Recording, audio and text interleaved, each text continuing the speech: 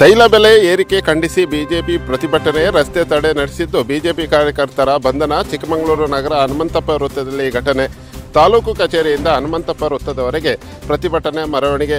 50ಕ್ಕೂ ಹೆಚ್ಚು ಬಿಜೆಪಿ ಕಾರ್ಯಕರ್ತರು ರಸ್ತೆ ತಡೆ ನಡೆಸಿದ್ದು 5 ದಿನದಲ್ಲಿ ಸರ್ಕಾರದ ವಿರುದ್ಧ ಇದು 3ನೇ ಪ್ರತಿಭಟನೆ. ರಾಜ್ಯ ಸರ್ಕಾರದ ವಿರುದ್ಧ ಬಿಜೆಪಿ ಕಾರ್ಯಕರ್ತರ ಆಕ್ರೋಶ.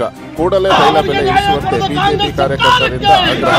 ಕ್ಷಣಕ್ಷಣದ ಸುದ್ದಿಗಳನ್ನು ವೀಕ್ಷಿಸಲು ನ್ಯಾಷನಲ್ ಮೀಡಿಯಾ ಕರ್ನಾಟಕ ಸಬ್ಸ್ಕ್ರೈಬ್ ಮಾಡಿಕೊಳ್ಳಿ. ಇದು ಮಲೆನಾಡಿಗರ ಧ್ವನಿ.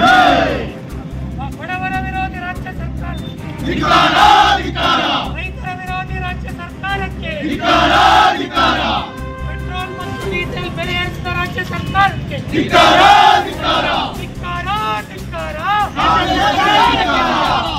ಧಿಕ್ಕಾರ.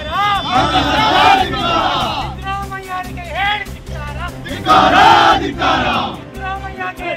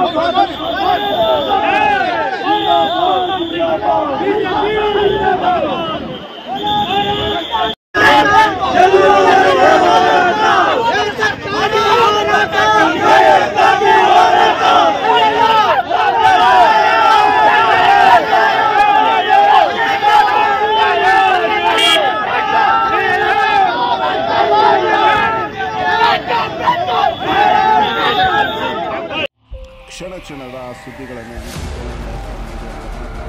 ಸಬ್ಸ್ಕ್ರೈಬ್ ಮಾಡಿಕೊಳ್ಳಿ. ಸುದ್ದಿಯನ್ನು ವೀಕ್ಷಿಸಿದ್ದಕ್ಕೆ ಧನ್ಯವಾದಗಳು.